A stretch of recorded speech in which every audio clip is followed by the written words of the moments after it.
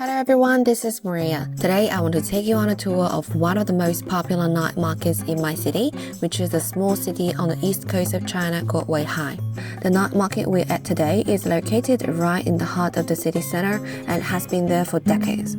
Well, it is certainly not the most hygienic or healthiest place in town to find some food to eat, but it is definitely the place with food that people would crave once in a while.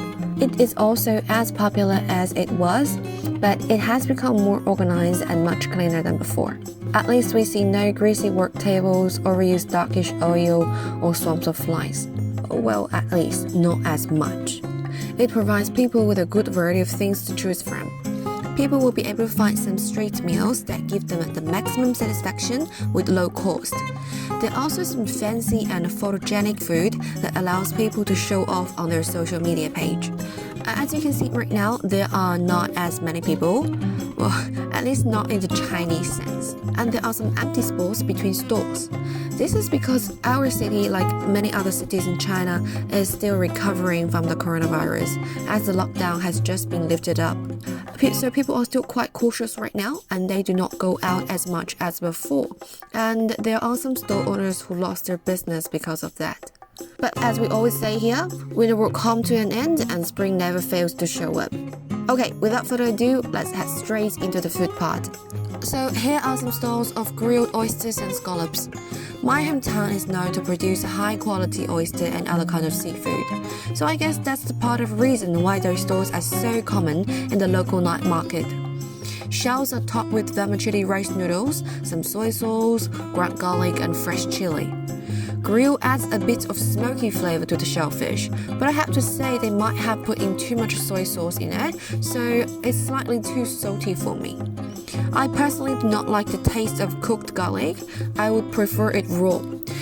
So I would give it overall a 6 out of 10. Good, but it can be much better.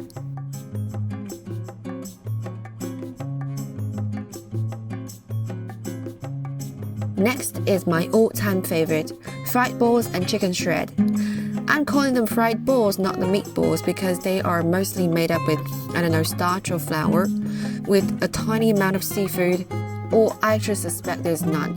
It's just all the flavoring that they put in it to create a seafood flavor. Anyways, as I said before, the night market is not the perfect place for anybody to find healthy or high-end food, so I don't give a damn about whether it's seafood or flour. I know it tastes good, and that's all I need to know. Well, they're also known to be the Taiwanese style of fried balls, but I don't believe in it. I'll tell you a fun fact here. About 10 years ago, lots of street food in mainland China were claimed to be the authentic Taiwanese style or authentic Korean style. But they're 100% mainland style. That was some sort of popular promotion strategy that took place about 10 years ago. But where exactly they were born did not affect their taste at all. If they survive, they taste good. So anyways, we are talking about the fried balls right now.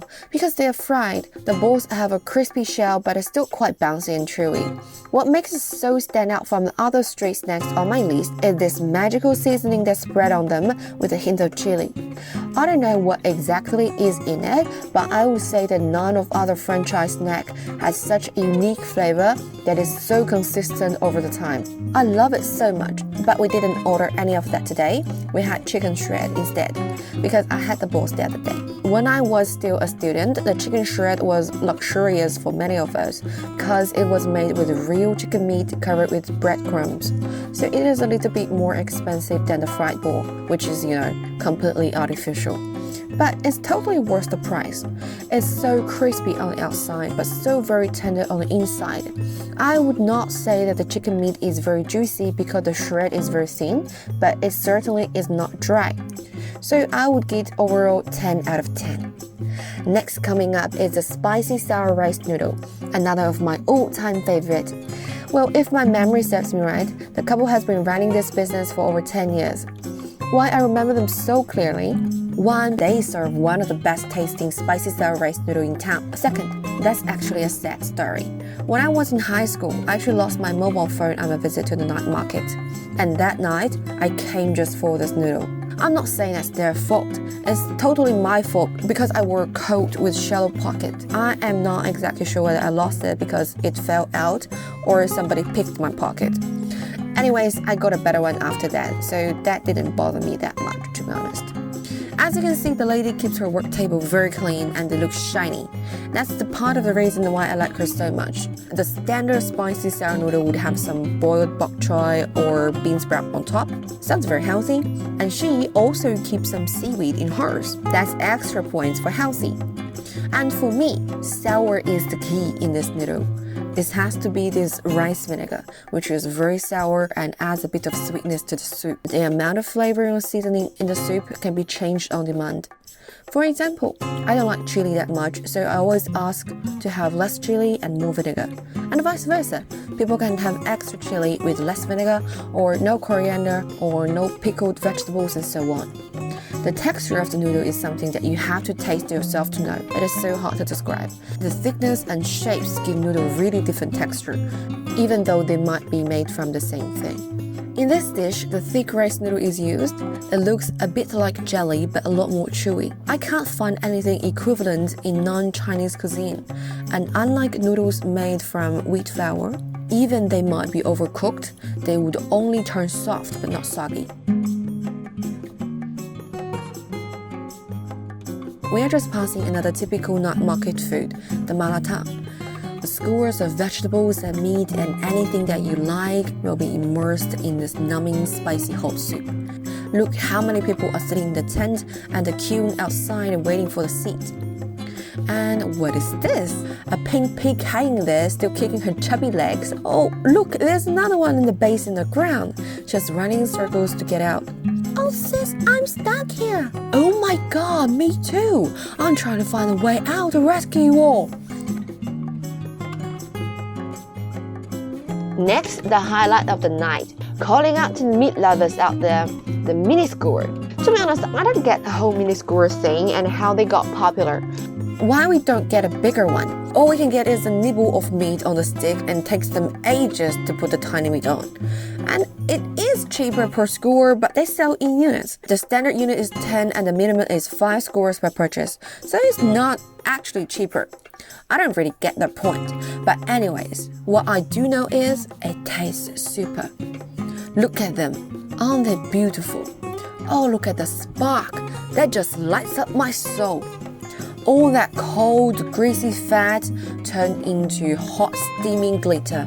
All those fat and oil, it's soaking up all the fragrant molecules in the spice and then are taken up by the meat again.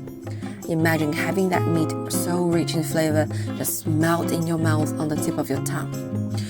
At that moment, all the thoughts about weight loss, training and healthy diet thing, they just vanish in the air. It's time to enjoy life, the skewer is whispering into your ears. You crave me. You know that.